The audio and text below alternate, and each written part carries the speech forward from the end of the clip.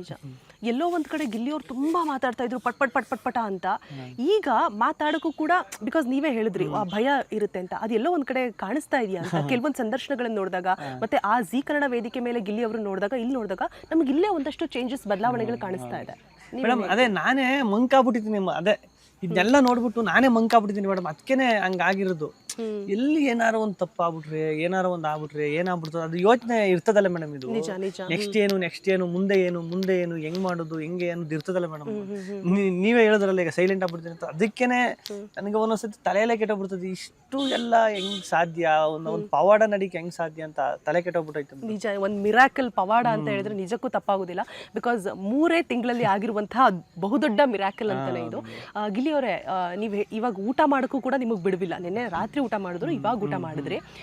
So ನಿಮ್ಮ ತಾಯಿ ಒಂದು ವೇದಿಕೆ ಮೇಲೆ ಹೇಳಿರ್ತಾರೆ, ನೀವು ಪಟ್ಟಂತಹ ಸ್ಟ್ರಗಲ್ ಆಗಿರ್ಬೋದು, ಅಂದರೆ ಯಾವುದೋ ಒಂದು ಮದುವೆ ಊಟಕ್ಕೆ ಹೋಗಿರ್ತೀರ, ಅಲ್ಲಿ ನೀವು ಹಾಕಿರೋ ಬಟ್ಟೆನ ನೋಡಿ ಆಚೆ ಕಳಿಸುವಂಥದ್ದು, ಊಟ ಸಿಗದೆ, ಮತ್ತೆಲ್ಲೋ ಒಂದು ಗಣೇಶನ ಮೆರವಣಿಗೆ ನಡೀತಾ ಇರುತ್ತೆ, ಅಲ್ಲೆಲ್ಲೋ ಯಾರನ್ನೋ ಭೇಟಿ ಮಾಡಿ ಊಟ ಸಿಕ್ಕು, ಅದಾದ್ಮೇಲೆ ಜೀ ಕನ್ನಡ ಸೆಟ್ಗೆ ಎಂಟ್ರಿ ಆಗ್ತೀರಾ, ಅಲ್ಲಿ ಪರಿಚಯ ಆಗಿ ಅದಾದ್ಮೇಲೆ ದೊಡ್ಡ ವೇದಿಕೆಯಲ್ಲಿ ಒಬ್ಬರು ಕಲಾವಿದರಾಗಿ ಮಿಂಚ್ತೀರಾ. ಅದೆಲ್ಲವನ್ನು ಕೂಡ ನಿಮ್ಮ ತಾಯಿ ಹೇಳಿದಂತಹ ವಿಡಿಯೋ ನಿನ್ನೆ ನೋಡ್ತಾ ಇದ್ದೆ ನಾನು.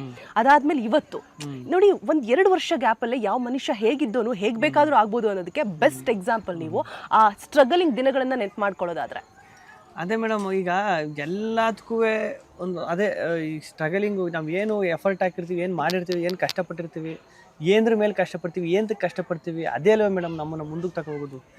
ಏನು ವಿಷಯಕ್ಕೆ ಈಗ ಆ ಟೈಮಲ್ಲಿ ನೋಡಿ, ಆ ಟೈಮಲ್ಲೂ ಊಟ ಮಾಡೋಕ್ಕೆ ಊಟ ಇರ್ತಿರ್ಲಿಲ್ಲ. ಈಗ ಊಟ ಇದ್ರೂ ಅದನ್ನ ಈಗ ಊಟ ಕರೆಕ್ಟ್ ಟೈಮ್ ಊಟ ಮಾಡೋಕೆ ಏನು ಕಾಯ್ತಾ ಇಲ್ಲ ಅಂದ್ರೆ ಆ ಪ್ರೀತಿ, ಜನರು ಪ್ರೀತಿ, ನಿಜ, ಅದೇ ಹೊಟ್ಟೆ ತುಂಬಿಸ್ಬಿಟ್ಟೈತೆ ನನಗೆ. ದೊಡ್ಡವರೊಂದು ಗಾದೆ ಮಾತು ಹೇಳಿರ್ತಾರೆ, ಹಲ್ಲಿದ್ದವ್ನಿಗೆ ಕಡ್ಲೆ ಇರಲ್ಲ, ಕಡ್ಲೆ ಇದ್ದವ್ರಿಗೆ ಹಲ್ಲಿರೋದಿಲ್ಲ ಅಂತ ಹೇಳ್ಬಿಟ್ಟು. ನಿಮ್ ಸಿಚುವೇಶನ್ ನೋಡಿ ನನಗೆ ಅದು ನೆನಪಾಯ್ತು. ಬಿಕಾಸ್ ಅವಾಗ ಊಟ ಮಾಡ್ಬೇಕಿತ್ತು, ಕಾಸಿರ್ಲಿಲ್ಲ. ಇವಾಗ ಎಲ್ಲ ಇದೆ, ಊಟ ಮಾಡೋಕ್ ಟೈಮ್ ಸಿಗ್ತಾ ಇದೆ. ಅದು ಜನರು ಪ್ರೀತಿನೇ ಹೊಟ್ಟೆ ತುಂಬಿಸ್ಬಿಟ್ಟೈತೆ ಅಷ್ಟು. ಅಲ್ಲಿ ಹೋಗ್ಬೇಕು, ಇಲ್ಲಿ ಹೋಗ್ಬೇಕು, ಮಾತಾಡಿಸ್ಬೇಕು, ಇದೆಲ್ಲ ಆಯ್ತಲ್ಲ ಮೇಡಮ್. ಅದು ಅದೇ ಟೈಮ್ ಅನ್ನೋದು ಅದನ್ನೇ ಅಲ್ವ ಮೇಡಮ್, ಟೈಮು. ನಿಜ ನಿಜ ನಿಜ. ಓಕೆ, ಇವಾಗ ಬಿಗ್ ಬಾಸ್ಗೆ ಬಂದ್ಬಿಡೋಣ. ಬಿಗ್ ಬಾಸ್ ಅನ್ನುವಂಥದ್ದು ಫಸ್ಟ್ ನಿಮಗೆ ಕರೆ ಬಂದಂತಹ ಸಂದರ್ಭದಲ್ಲಿ ನೀವು ಹೇಗೆ ಒಪ್ಕೊಂಡ್ರಿ? ಬಿಕಾಸ್ ನಿಮಗೇನು ಕ್ಯಾಮ್ರಾ ಆಗಿರ್ಬೋದು, ರಿಯಾಲಿಟಿ ಶೋಸ್ ಆಗಿರ್ಬೋದು ಹೊಸದೇನಲ್ಲ, ನೀರು ಕುಡ್ದಷ್ಟು ಈಸಿ ನಿಮಗೆ. ಮುಂಚೆ ಹೊರಗಡೆ ಹೋಗುವಂಥ ಸಂದರ್ಭದಲ್ಲಿ ನಿಮ್ಮ ಆಲೋಚನೆಗಳು ಹೇಗಿತ್ತು? ಅಲ್ಲಿ ಹೋಗಿ ಬಂದಮೇಲೆ ಇವಾಗ ಏನಾಗಿದೆ, ವಾಟ್ ನೆಕ್ಸ್ಟ್ ಅನ್ನುವಂಥದ್ದು? ಮೇಡಮ್, ಬಿಗ್ ಬಾಸ್ಗೆ ಹೋಗ್ಬೇಕಾದ್ರೆ ಸತ್ಯವಾಗ್ಲೂ ಭಯದಲ್ಲೇ ಹೋಗಿದ್ದು ನಾನು. ಬೇರೆ ಯಾವ ಶೋ ಆದ್ರೂ ಆಗಿದ್ರು ನನಗೊಂದು ಗ್ರಿಪ್ ಇತ್ತು. ಈಗ ಡ್ಯಾನ್ಸ್ ಶೋ, ಕಾಮಿಡಿ ಶೋ, ಇನ್ನೊಂದು ಶೋ ಆದ್ರೂ ಗ್ರಿಪ್ ಇತ್ತು ನನಗೆ. ಇದು ಹಿಂಗೆ ಮಾಡಬೇಕು, ಹಿಂಗೆ ಮಾಡ್ಬೇಕು ಅಂತ ಪ್ಲಾನ್ ಮಾಡ್ಕೊ ಹೋಗ್ಬೋದಿತ್ತು. ಅದಕ್ಕೆ ಇದು ಈ ಶೋ ಪ್ಯಾಟರ್ನ್ ಇದು ಅಂತ. ಬಿಗ್ ಬಾಸ್ ಎಲ್ರಿಗೂ ಅಷ್ಟೇ, ಯಾರು ಹೋಯ್ತವ್ರು. ಆಮೇಲೆ ತಿರ್ಗಾ ಹೋಗೋಕ್ಕಾಗಲ್ಲ. ಈಗ ಬೇರೆ ಶೋಲಾದರೆ ಸೀಸನ್ 2, ಸೀಸನ್ 3 ಸ್ಟಾರ್ಟ್ ಆದಾಗ ಹೋಗ್ಬೋದು ನಾವು, ಹಳೆ ಕಂಟೆಸ್ಟೆಂಟ್ಸು. ಬಟ್ಟು ಕಂಟೆಸ್ಟೆಂಟಾಗಿ ಹೋಗೋಕ್ಕಾಗಲ್ಲ ಬಿಗ್ ಬಾಸಲ್ಲಿ. ಈಗ ನೆಕ್ಸ್ಟ್ ನಾವು ಒಂದೇ ಸತಿ ಬಿಗ್ ಬಾಸು, ಒಂದೇ ಸಲ ಮುಗೀತು ಅಷ್ಟೇ ಬಿಗ್ ಬಾಸ್ ಅನ್ನೋದು.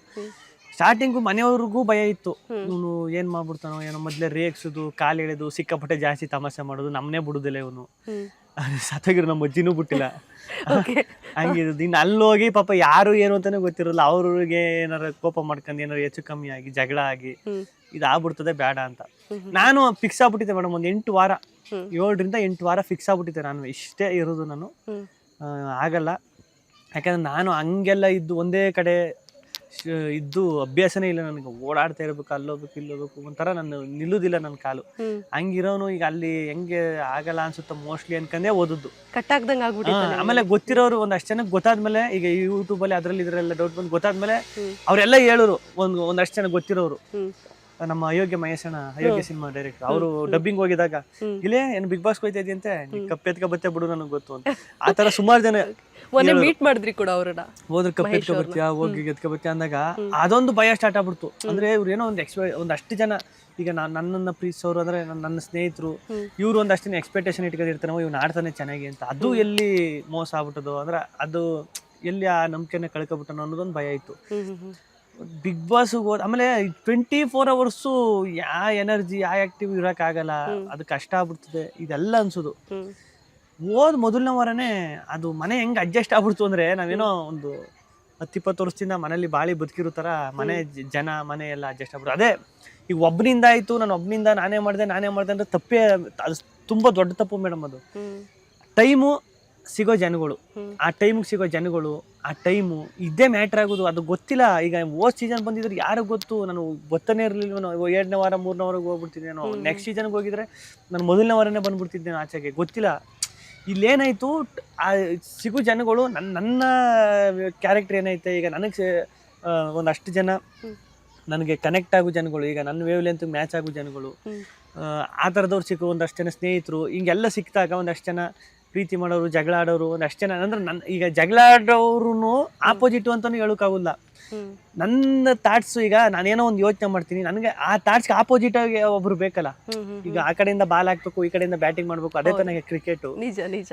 ಆ ಥರ ಆ ಟೈಮ್ಗೆಲ್ಲ ಇದಾಗಬೇಕು. ಈಗ ಹಂಗೆ ನೋಡಕ್ ಹೋಗಿದ್ರೆ ಎಲ್ಲರೂ ನನ್ನ ಒಳ್ಳೆಯವನು ಗಿಲ್ಲಿ ಸೂಪರ್ ಆಗಿ ನಗಿಸ್ತಾನೆ, ಒಳ್ಳೆಯವನು ಚೆನ್ನಾಗಿ ಎಂಟರ್ಟೈನ್ಮೆಂಟ್ ಮಾಡ್ತಾನೆ ಅಂದ್ಬಿಟ್ಟು ಒಳಗಡೆ ಎಲ್ಲ ಬೆಂತಟ್ಬಿಟ್ಟಿದ್ರೆ ನಾನು ಹಂಗೆ ಇದ್ಬಿಡ್ತಿದ್ದೆ, ಸುಮ್ಮನೆ ಹಂಗೆ ಇದ್ಬಿಡು, ಕಾಣಿಸ್ತಾನೆ ಇರಲಿಲ್ಲ ಅನ್ಸುತ್ತೆ ಮೋಸ್ಟ್ಲಿ. ಎಲ್ಲರೂ ಬೇಕು, ಆ ಟೈಮು, ಆ ಜನ, ಸಿಚುವೇಶನ್, ನಾನು ಹೆಂಗ್ ರಿಯಾಕ್ಟ್ ಮಾಡ್ತೀನಿ, ಎಲ್ಲ ಮ್ಯಾಟರ್ ಆಗ್ಬಿಡ್ತದೆ ನೋಡಿ. ಮೋಸ್ಟ್ಲಿ ಈ ಸೀಸನ್ ಬಿಗ್ ಬಾಸ್ಗೆ ಹೋಗಿಲ್ಲ ಅಂದಿದ್ರೆ ಇದಿಷ್ಟೆಲ್ಲ ಸಿಗ್ತೇನೆ. ನನ್ನ ಲೈಫಲ್ಲಿ ನಾನು ಮಾಡ್ತಾ ಇದ್ದು ದೊಡ್ಡ ತಪ್ಪು ಅನ್ಸುತ್ತೆ ಅದು. ನಾನೇನಾದ್ರು ಬಿಗ್ ಬಾಸ್ ನಾನು ಬರಲ್ಲ ಅಂತ ಹೇಳ್ಬಿಟ್ಟಿದ್ರೆ.